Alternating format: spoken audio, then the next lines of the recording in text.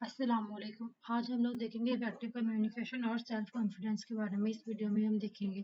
ठीक है, effective communication और सेल्फ कॉन्फिडेंस जो होता है इनका आपस में स्ट्रॉन्ग कनेक्शन होता है। अगर तुम अपनी बात क्लियरली दूसरों को समझा सकती हो तो तुम्हें खुद भी कॉन्फिडेंस फील होता है।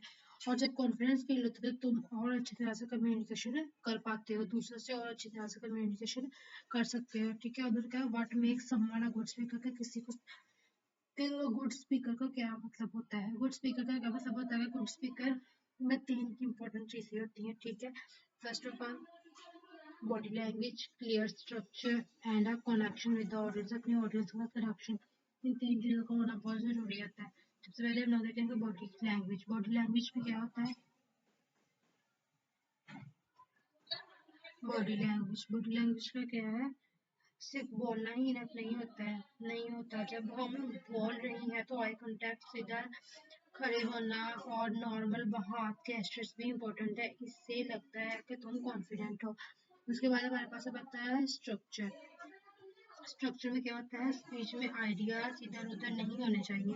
पहले इंट्रोडक्शन, फिर मेन पॉइंट्स और एंड में कंक्लूजन होना चाहिए। इससे ऑडियंस को इजीली समझ आता है कि तुम क्या एक्सप्लेन कर रहे हो। उसके बाद है ऑडियंस कनेक्शन। इसका मतलब है कि तुम ऑडियंस को अपनी बातों में इंटरेस्टेड रखो, इसलिए इजी वर्ड्स, एग्जांपल्स और क्वेश्चंस यूज कर सकते हो। ठीक है, उसके बाद आता है कम्युनिकेशन एंड सेल्फ कॉन्फिडेंस। इसमें क्या होता है?